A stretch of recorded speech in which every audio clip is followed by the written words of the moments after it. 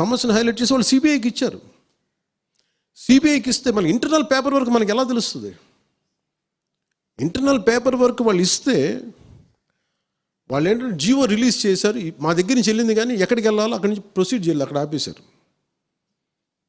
హోంశాఖ నుంచి వెళ్ళింది సెక్రటేరియట్లో ఎక్కడో ఇంక నెక్స్ట్ ఫైల్ ఢిల్లీకి వెళ్ళాల్సిన అక్కడ ఆపేశారు. మేము హోంమంత్రికి మేము సిబిఐకి పంపిస్తాం, పంపించేసాం అంటే లెటర్ చేశారు, లాక్ చేసి లాకర్లో పెట్టారు. ఇది జరిగింది.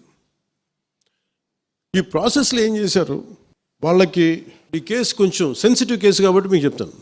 సుగాలి ప్రీతి, నేను ఎందుకు కొంచెం సున్నితంగా మాట్లాడాలి ఈ విషయం ఏదంటే, మీకు ఒక అన్యాయం జరిగినప్పుడు, ఎవరికైనా ఒక అన్యాయం జరిగినప్పుడు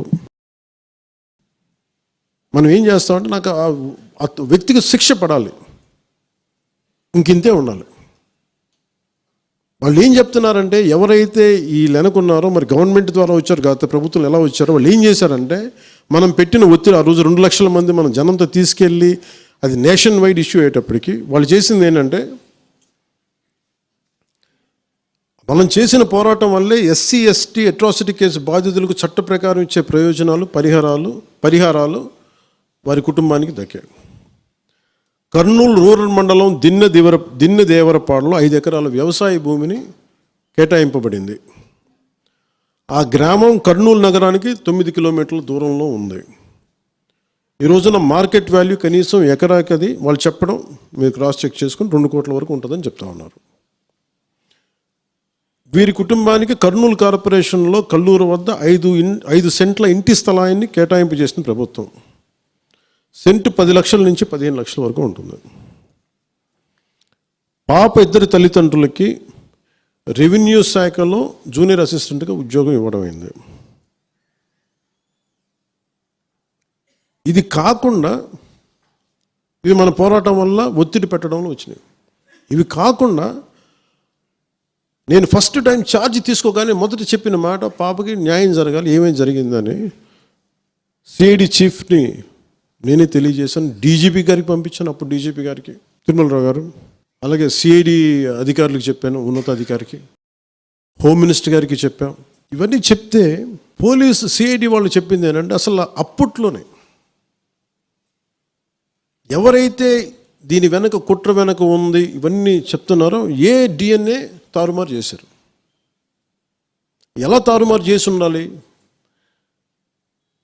ఈ ఒత్తిడిలో వీళ్ళకి భూములు అవి ఇవి ఇచ్చేసి,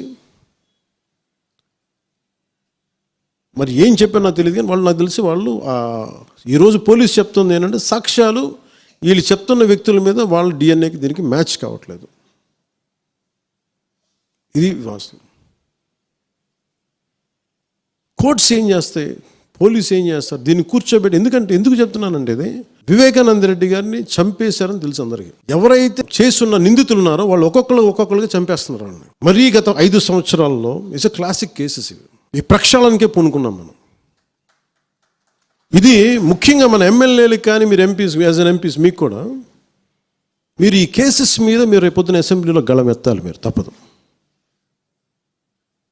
ముఖ్యంగా లా అండ్ ఆర్డర్, వీళ్ళు అందరూ తప్పించుకుంటూ వెళ్ళిపోతే ఇట్లా ఒక సోషల్ అన్రెస్ట్ వస్తుంది దీనివల్ల.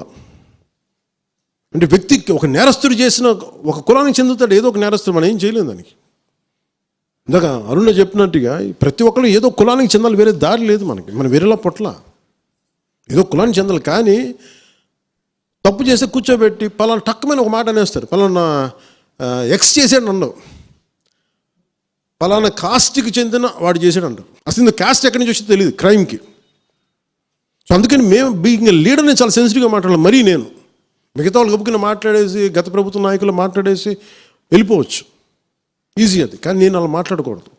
దట్టు నేను ఇప్పుడు డిప్యూటీ సీఎం పదవిలో ఉన్నాను కాబట్టి నేను చాలా ఒళ్ళు దగ్గర పెట్టుకుని మాట్లాడాలి. అందుకని ఇవన్నీ మీరు ఒక్కసారి దీంట్లో కూడా ఆ పాపకి న్యాయం జరగాలి, దోషులుంటే శిక్షింపబడాలి. ఇలా ఒత్తిడి పెట్టాల్సిన వారికి కూడా నా విన్నపం ఏంటంటే, మీరు అసలు ఈ కేసు ఎవరి వల్ల బయటకు వచ్చింది మీరు చెప్పండి. సో మా త్రికరణ శుద్ధిని, మా చిత్తశుద్ధిని మీరు తక్కువ ఎంచినాయి. ఇక్కడ కేసులు వాళ్ళు కూర్చోబెట్టి నేను వెళ్ళి సాక్ష్యాధారాలు నేనేం క్రియేట్ చేయలేను. అక్కడ గత ప్రభుత్వం చేసిన తప్పులు కొనేసారు వీళ్ళు చాలామందిని. మరి ఏం కొన్నారు, ఎలా కొన్నారు, దీని మీద కేసు పెట్టాలి. ది లెట్ ఎంటైర్ ఇది నా ఒక్కటి కేసు కాదు, ఇది ఎంటైర్ సొసైటీకి ఇది సిచ్యువేషన్.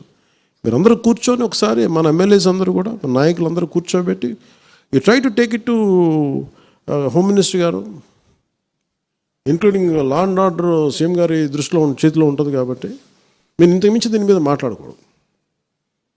అందుకని నేను శిక్ష పడాలని కోరుకుంటాను. ఇంతకుమించి కాకపోతే ఏమైపోతుంది, నా మీద నన్ను లాగడం చాలా తేలిక అందరికీ. ఎందుకంటే నేను మెత్తని మనిషిని కదా, నా మీద రాళ్ళు వేసేయండి ఈజీ, నా చొక్కా పట్టుకోవడం ఈజీ. అదే గత ప్రభుత్వం ముఖ్యమంత్రిని పట్టుకోమని చెప్పండి, ధైర్యం కూడా చేయరు, ఇప్పటికీ ధైర్యం చేయరు. ఎందుకంటే వాళ్ళ మనుషులు ఇళ్లలోకి వచ్చి కొడతారు, క్రిమినల్స్ వచ్చి ఇళ్లలోకి వచ్చి కొడతారు, చంపేస్తారని భయం.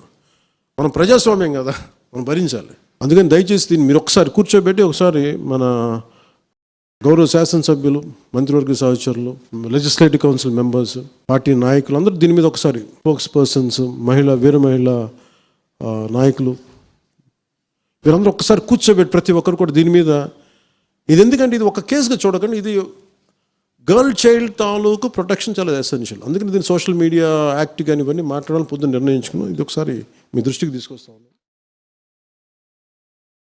जनगण मन अधिनायक जय हे भारत भाग्य विधाता, पंजाब सिंध गुजरात मराठा द्राविड उत्कल बंगा, विंध्य हिमाचल यमुना गंगा उच्चल जलधि तरंगा, तव शुभ नामे जागे, तव शुभ आशीष मांगे।